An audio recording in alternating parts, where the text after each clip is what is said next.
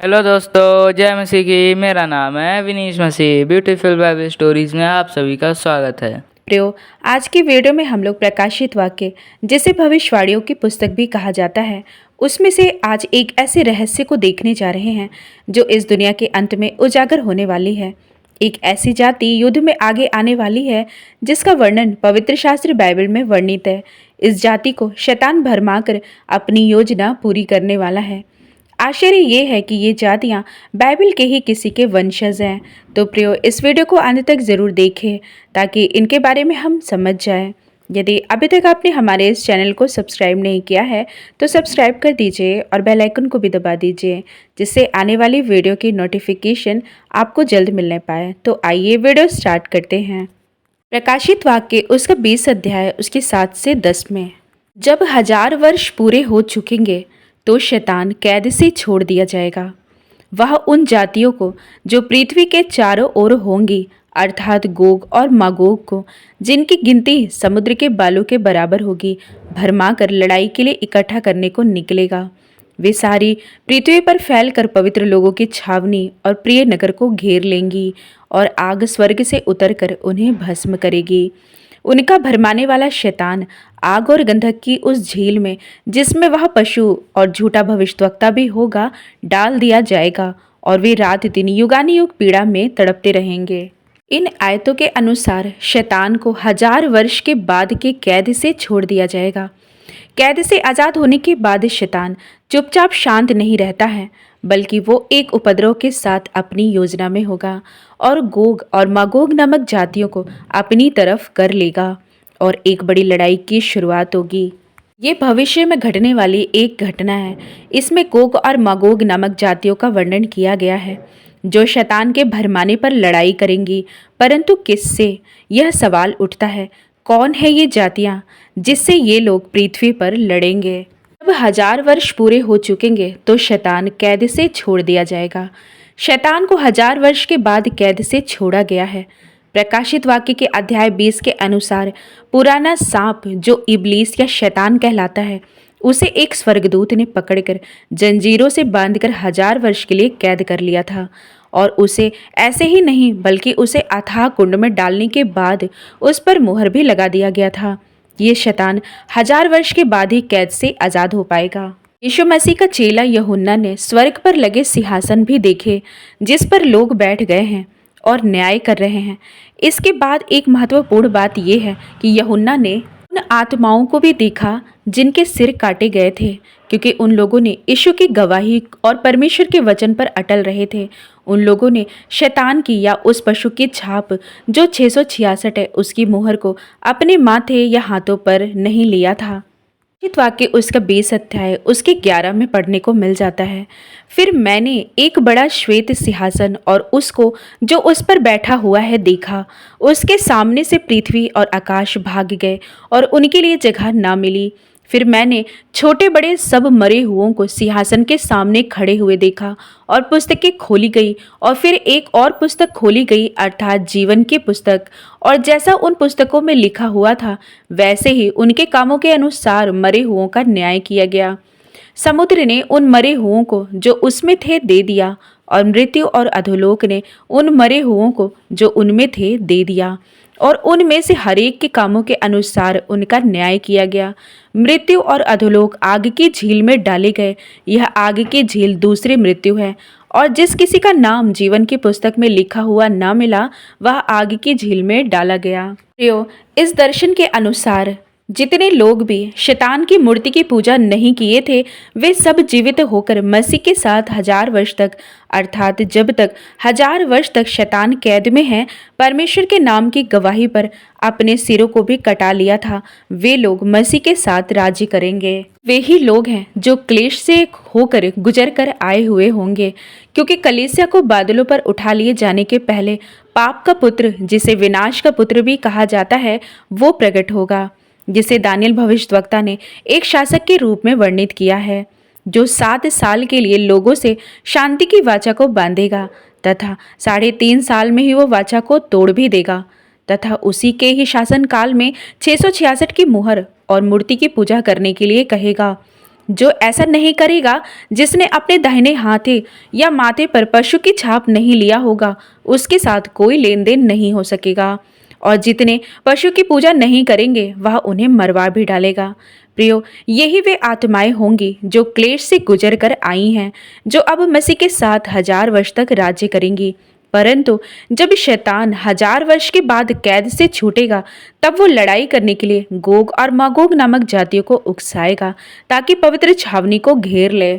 उन जातियों को जो पृथ्वी के चारों ओर होंगी, अर्थात गोग और मागोग को, जिनकी गिनती समुद्र के बालू के बराबर होगी, भरमा कर लड़ाई के लिए इकट्ठा करने को निकलेगा।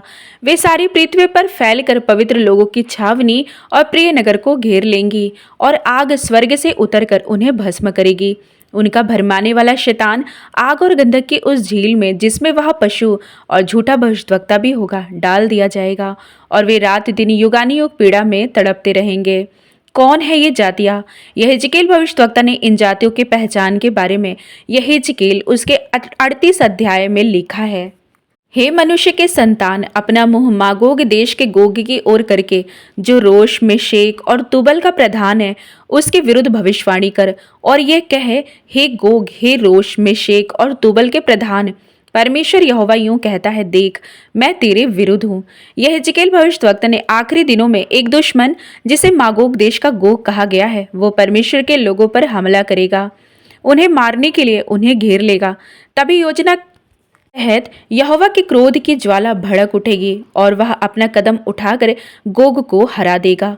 यहोवा अपने इस दुश्मन को और उसका साथ देने वाले को शिकारी पक्षियों और मैदान के जंगली जानवरों का निवाला बना देगा। इससे यह स्पष्ट होता है कि ये मागोग देश की जातियां कोई आत्मिक प्राणी तो नहीं है जो हमारे आत्मा को नुकसान पहुंचाएगी, बल्कि वो शारीरिक लोग हैं जो शैतान के बहकावे में आकर ऐसा करने को तैयार होंगे। पृथ्वी पर जल प्रलय के बाद नूह के 3 बेटे शेम, हाम और यपेत, और उनकी तीनों बहुएं और उनकी पत्नी, ये मिलाकर 8 लोग बच गए थे। में कि शेम की वंशावली में 13 और कुल पिता अब्राहम का जन्म हुआ था। अब्राहम के पोते याकूब, जिसका नाम परमेश्वर ने इज़राइल रखा था, उसके वंशज इज़राइली कहलाए। हाम की वंशावली में उसका बेटा कनान भी था, जिसके वंशज कनानी कहलाए।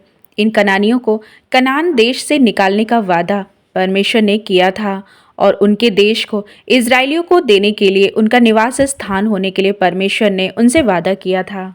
अब आइए देखते हैं यपेत की वंशावली। उत्पत्ति 10 उसके 2 में लिखा है, यपेत के पुत्र गोमेर, मागोग, मादै, यावान, तुबल, मेशेक और तिरास हुए। मेशेक, जिसका अर्थ है लंबा या बल द्वारा खींचा गया, ये यपेत का 6वां पुत्र है, तथा मेशेक की भूमि तुबल के साथ निकटता से जुड़ी हुई थी। मेशक क्षेत्र को अक्सर काला सागर, जो दक्षिणी रूस और यूक्रेन और जॉर्जिया गणराज्य के उत्तर की तरफ मध्य तुर्की के एक क्षेत्र के रूप में पहचाना जाता है। इन जातियों के पहचान में और भी आगे बढ़ने पर यहेजकेल इनके पहचान को बताते हैं। यहेजकेल उसके 38 के 4 में, मैं तुझे घुमा ले आऊँगा और तेरी जबड़ों में आंकड़े डालकर तुझे निकालूंगा, और तेरी सारी सेना को भी, अर्थात घोड़ों और सवारों को, जो सबके सब कवच पहने हुए एक बड़ी भीड़ है, जो फरी और ढाल लिए हुए सबके सब तलवार चलाने वाले होंगे, जो सबके सब ढाल लिए और टोप लगाए हुए होंगे, और गोमेर और उसके सारे दलों को, और उत्तर दिशा के दूर दूर के देशों के तुरगर्मा के घराने और उसके सारे दलों को निकालूंगा। तेरे संग बहुत से देशों के लोग होंगे। प्रियो, तोगर्मा के घराने यपेत के पुत्र गोमेर की वंशावली में तोगर्मा उत्पन्न हुए हैं, जिससे यह स्पष्ट होता है कि यपेत के सारी वंशावलियों के घराने के लोगों के साथ और भी बहुत से देश के लोग, जहां जहां पर ये फैले हुए हैं, एक बड़ी भीड़ लड़ाई के लिए इकट्ठा होगी। घटना तब घटित होगी जब इज़राइल शांति से रह रहा होगा। यहेजकेल 38 उसके 14 उसके 16 में, इस कारण हे मनुष्य के संतान, भविष्यवाणी करके गोग से कह, परमेश्वर यहोवा यूं कहता है, जिस समय मेरी प्रजा इज़राइल निडर बसी रहेगी, क्या तुझे इसका समाचार ना मिलेगा? तो उत्तर दिशा के दूर दूर स्थानों से आएगा तू और तेरे साथ बहुत सी जातियों के लोग, जो सबके सब घोड़ों पर चढ़े हुए होंगे, अर्थात एक बड़ी भीड़ और बलवंत सेना। जैसे बादल भूमि पर छा जाता है, वैसे ही तू मेरी प्रजा इज़राइल के देश पर ऐसे चढ़ाई करेगा। इसलिए हे गोग, अंत के दिनों में ऐसा ही होगा। कि मैं तुझसे अपने देश पर इसलिए चढ़ाई करवाऊंगा कि जब मैं जातियों के देखते तेरे द्वारा अपने को पवित्र ठहराऊं, तब वे मुझे पहचान लेंगे। इसके बाद यहेजकेल उसके 39 के 11 में लिखते हैं, जो गोग के विषय में भविष्यवाणी है। उस समय मैं गोग को इज़राइल के देश में कब्रिस्तान दूंगा। वह ताल की पूर्व की ओर होगा। वह आने जाने वाले की तराई कहलाएगा और आने जाने वालों को वहां रुकना पड़ेगा। वहां पर सब भीड़ समेत गोग को मिट्टी दी जाएगी और उस स्थान का नाम गोग की भीड़ की तराई पड़ेगा।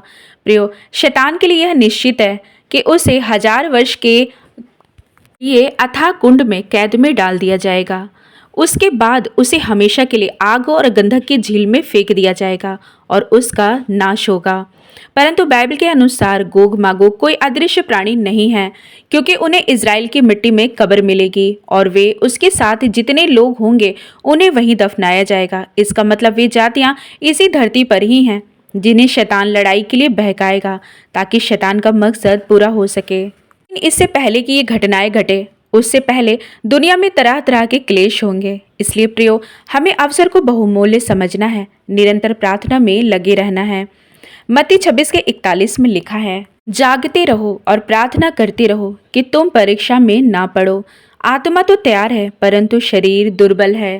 थिस्सलुनीकियों 5 उसके 17 में लिखा है, निरंतर प्रार्थना में लगे रहो, हर बात में धन्यवाद करो, क्योंकि तुम्हारे लिए मसीह यीशु में परमेश्वर की यही इच्छा है। हमें अवश्य है कि हम अपने परमेश्वर का इस घड़ी के लिए धन्यवाद करें। आमीन। तो आशा करती हूँ ये वीडियो आपको पसंद आई होगी। अब इस वीडियो को मैं यहीं पर समाप्त करती हूँ। अब मैं मिलती हूँ आपसे अपनी अगली वीडियो में। आप सभी भाई बहनों को प्रभु यीशु मसीह के नाम में जय मसीह की।